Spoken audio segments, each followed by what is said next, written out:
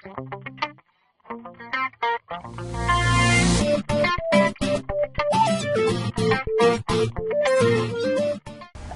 brothers and sisters of the Creed. I'm Mr. Assassin. Today I'm bringing you my Team Fortress 2 Man vs. Machine review. And first off, if you were the guys that played this game with me, fantastic game. I enjoyed it. It was a really good round. I actually got some pretty good weapons out of it. I hope you guys enjoyed your squad surplus, and thanks for playing. Now, also, this is the start of my Halloween season review. I'll be reviewing basically mostly just Halloween, horror, scary games, Dead Space. I know what you're thinking, like, what is Team Fortress 2 in this? Well, the Robits theme song for Man vs. Machine is a horror, 1950s sci-fi song, so I thought, that's a good way to start. So, Man vs. Machine takes place in the Team Fortress 2 universe, right after Team Fortress 2, if you want to get into the lore technicalities of it. Basically, what happens is that Red and Blue decide that they need to stop their fighting because they have no heir to their Empire thrones. And so they decide to try and get one of them pregnant. But Gray appears to show off that he's actually their long-lost brother that has been kidnapped and raised by eagles in Australia, or wherever the hell they were, and kills both Red and Blue. Manco hires all of the mercenaries that Red and Blue had to fight off Gray and his money-powered robots and protect their CEO, Saxonhale.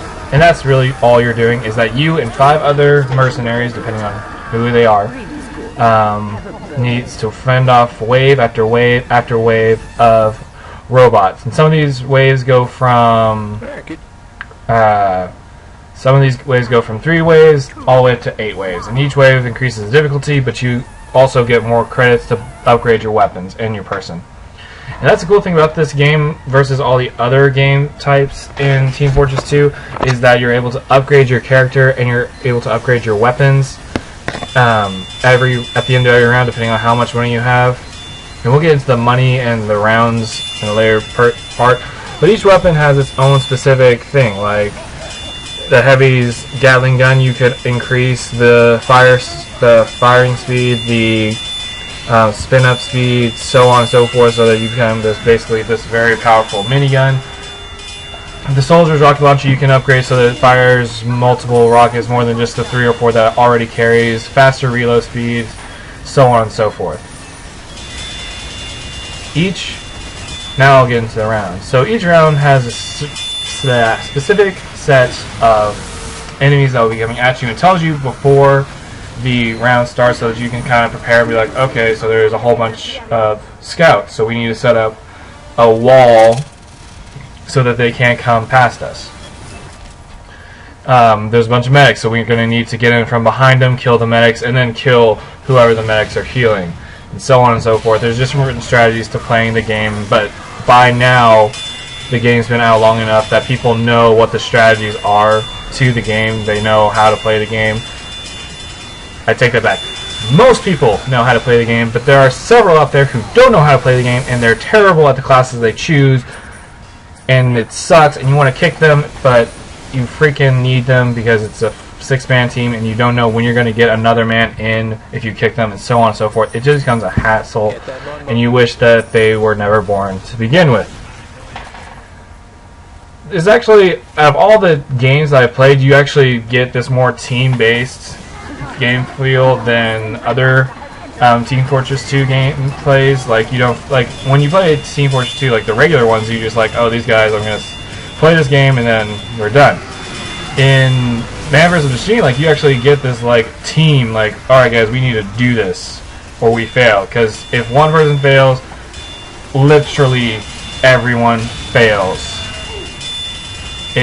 It's really that simple. If you have a bad scout, you're not going to get money. If you have a bad demo man, you're not going to get the bomb protection. If you have a bad heavy, you're not going to get the DMS or DPS that you need. If you have a bad medic, no one's going to be healed, and no one's going to get criticals or uber charged, so on and so forth. So it requires, like, if you're good at a specific class, play as that class until you get better with other classes. Make it grid on your other teammates so that they don't have to hate you for it. Also, stick to your job. That's the biggest thing in this game, is that your job is your class set. If you're a sniper, your job is to pick out specific enemies to kill. Some of these enemies you need to kill first, like the super heavies, or you need to kill the medics, or you need to kill the bomb carrier. That's your job. If you're a spy, you need to kill... Oh, you need to knock out all the robots with your sapper so that your rest of the team can take them out, and so on and so forth. Like, there are jobs for each class, and that's your job. You need to do it. Don't be a heavy and run after the money, because that's the scout's job. And if you have a bad scout, you have to do that. You are not doing your heavy job. It all trickles down to a team-based game. There are a few problems with it. Number one, and this is, I guess you can count this as nitpicking, because the game seems to end when you have the stuff, all the stuff really good. Like let's say I'm playing as a heavy right here, and I get my minigun all the way set up. But I mean, it's not like the game's already over. You only have 6 rounds, and by the time you have the 6th round, you're already done. So it makes you feel kind of bad. Like, man, I really wish I could continue playing, because this is actually really fun, and I actually finally get it upgraded. Like in zombies, like in Nazi zombies, like you get to a certain point, and you're like, I am decked out with what I need. I do not need anything else except ammo. And you do like really well. And then when you play Team Fortress 2, you get to that point where you're like, yeah, fantastic, and there's only one more wave left.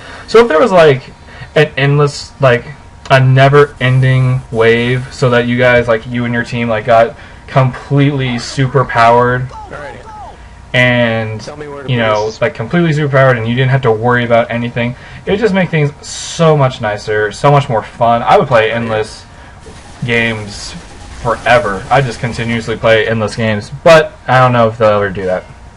So I gotta give this rating a classic in our own time. I can't give it the better than sex rating, because if I would choose sex before this, I like just knowing that I might get a game with retards, and I would have to quit the game, then go back into the lobby to be picked into another game. And I've even been put into games where I just got out of it after I quit the game with the same retard, and that's not cool. But then at the same time, like, you get good games, like you get good people who know what they're doing, and like you get these fantastic games. So it's a classic in our own time, but I mean, it's not better than sex. So that's my review for it. As always, this is the Creed. Like and subscribe is always helpful, and I'm Mr. Assassin. Until our paths meet again, safety and peace.